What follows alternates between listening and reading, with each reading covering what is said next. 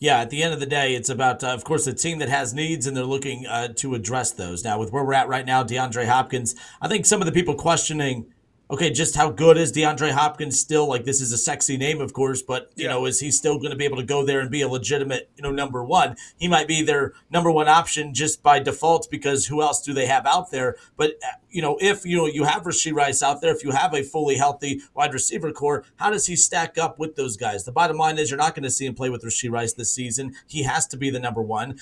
He has 15 catches on the season, 173 yards total. He has one touchdown, averaging about 11 and a half yards a catch.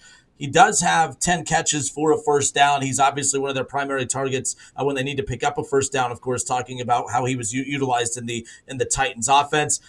He was the second leading receiver on that team behind Calvin Ridley, ahead of Tyler Boyd on that depth chart as far as that's concerned. How he molds and how he fits in with this Chiefs offense, he's going to get number one target looks. He's going to have the best quarterback in the NFL throwing him the football.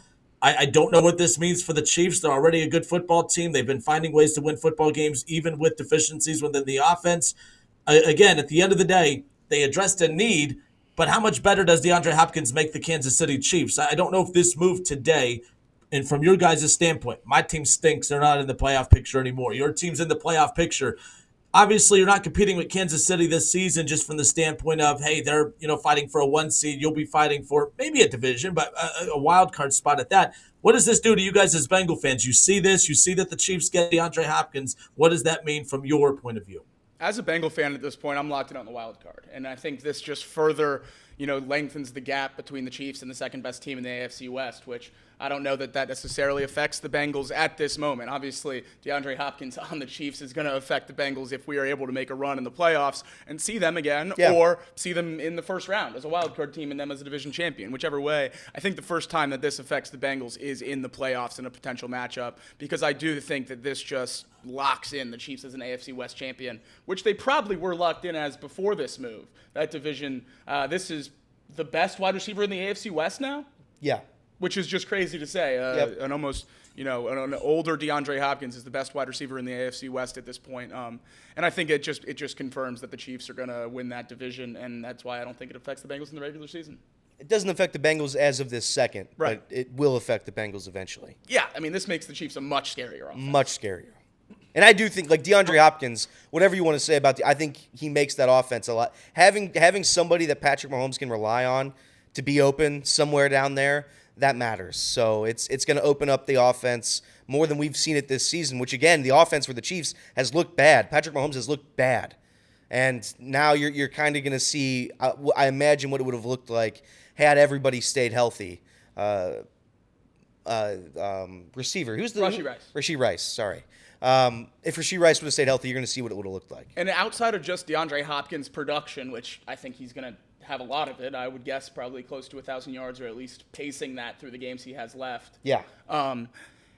Outside of just that, moving Juju Smith-Schuster down from the 1 to the 2, Xavier Worthy from the 2 to the 3, it gives you so much more freedom in your playbook for a guy who is already so creative in Andy Reid. I think it just opens up the playbook more, like you said. A lot of the stuff that they probably planned on running with Rashee Rice that's been put on the back burner without a true wide receiver one. You can't get very creative when your wide receiver room is Xavier Worthy, Juju Smith-Schuster, and Justin Watson. I mean, they took Sky Moore in the first round, and he hasn't done anything since he got to the league. So they needed to make a move, and they went out and got a guy who, at the very least, is reliable. If he can't go, 75 catches and 1,000 yards, 10 touchdowns anymore, that's fine. I don't think he'll drop the ball. And I think that's something that they need right now. They need someone that Mahomes can trust in must-convert downs and red zone plays, and that's what they went out and got. Probably the most sure-handed and reliable receiver on the market. All right, again, and I keep saying that the trade deadline's in a week. It's a little under 2 weeks. It was 2 weeks from yesterday where the trade deadline is coming up on November 5th. And it's wild that usually you see a lot of these types of moves as the trade deadline approaches, like within the under the week, marker as far as that's concerned. But we sit here today, when you look at the fact, sorry about that, that distracted me even. No, but when you look at the fact that the Buffalo Bills, they go and add Amari Cooper. All right, the Jets go get Devontae Adams. If you go back to last offseason, the Texans add Stephon Diggs. I know it's a lot of wide receiver movement, but it's a lot of teams being aggressive. Now the Chiefs go get Hopkins. The Ravens add Derrick Henry. There's a lot of teams that have made aggressive moves from the offseason heading in. But if you just narrow it down to the moves that we've seen these teams make as the deadline approaches, I know the Bengals, that's not their MO. They don't operate that way. Yeah. But you would have to think a team like the Bengals, when you see the Jets make the moves that they did, they finally caved and got a deal done with Hassan Reddick. Obviously, the Jets lose right away when they get Devontae Adams, but they're not out of the playoff picture by any means. You look at what the Chiefs have done. The Bills adding Amari Cooper. I get that it's easy just to say, hey, Bengals don't make those moves. But at a certain point, you look at the teams that are making moves around them. Do you think that sways that front office in Cincinnati? Do you think the Bengals are looking around saying, where can we get better? They don't need to add wide receivers, but they're watching teams around them get better while they stay put. I don't think you can do that if you're Cincinnati at this point. I hope it does. I certainly hope this nudges the Bengals in that direction. You're fighting for a playoff spot, and there's no other way to put it. You have to fight, and part of that fighting is improving the roster and trying to win every game as it comes, and we play the Eagles this week, and it certainly would make sense to trade for a tackle. Orlando Brown, questionable.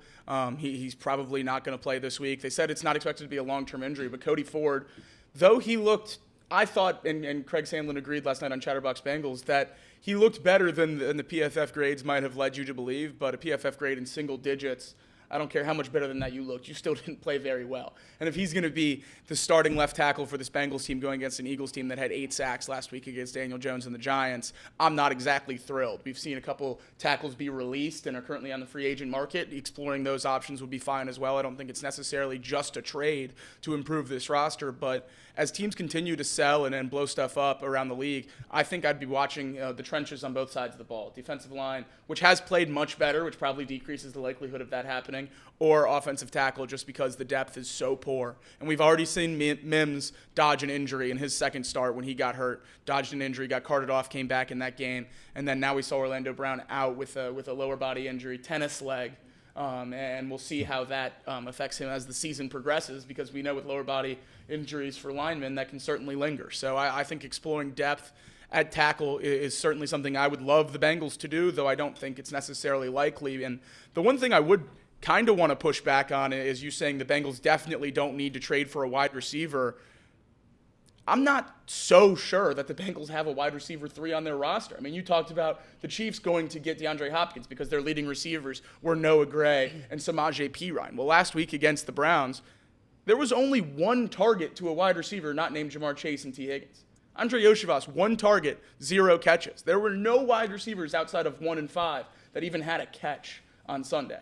And I think a Bengals offense that wants to throw the ball as much as they do, you need a wide receiver 3 that's going to contribute something.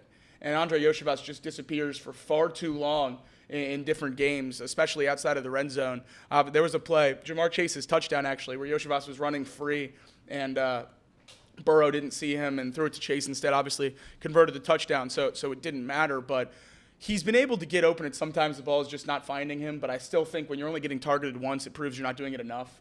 And I think the Bengals wide receiver 3 needs to improve if they want to make any kind of run later this year, because I'm not going to continue to trust the defense to give up 10 and 14 points against teams better than the Browns and Giants offenses. So they need to step that position up. And if they don't have a guy on the roster they trust that can be better than 0 catches on 1 target, that being Charlie Jones or Jermaine Burton, I think a move for a wide receiver 3, a low end of the roster, a guy that might get cut, that's a move that I'd be interested in making. Yeah, I mean, you signed Gesicki. He's been a non-factor. I'd be shocked. I'd be shocked if he was on the roster at the end of the year. He played 16 snaps against the Browns. 16 snaps. He was barely on the field.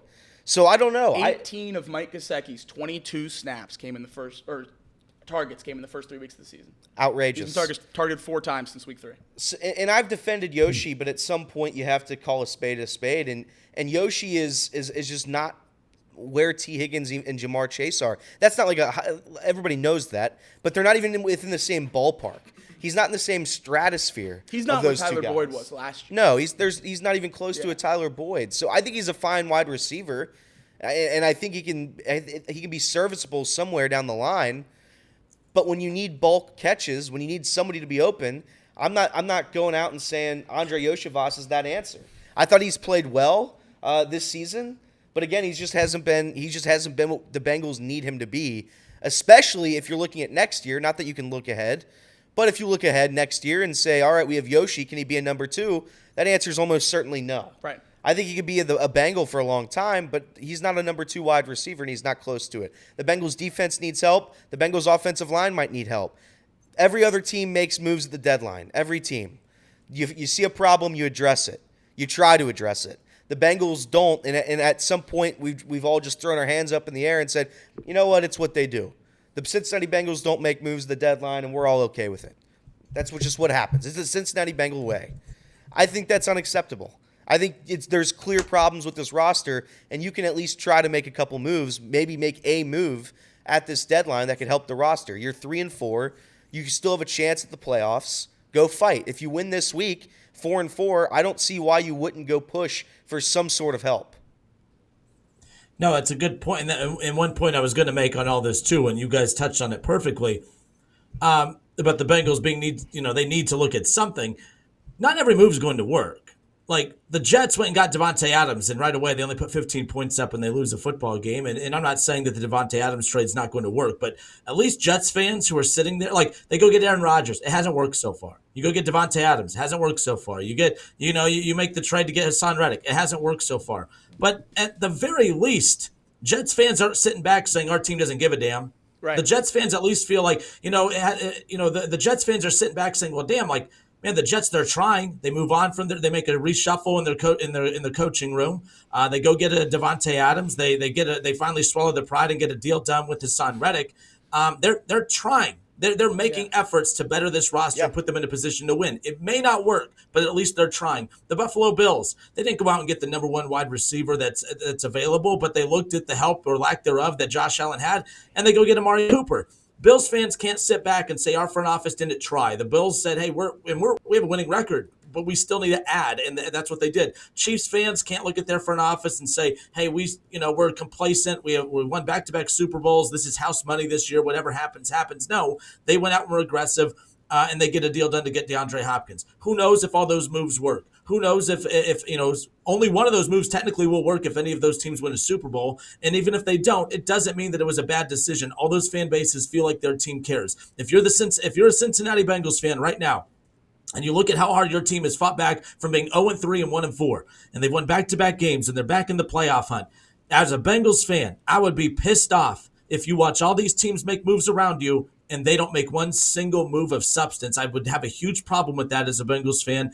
But I don't want to bury the front office yet. I know how they operate in the past.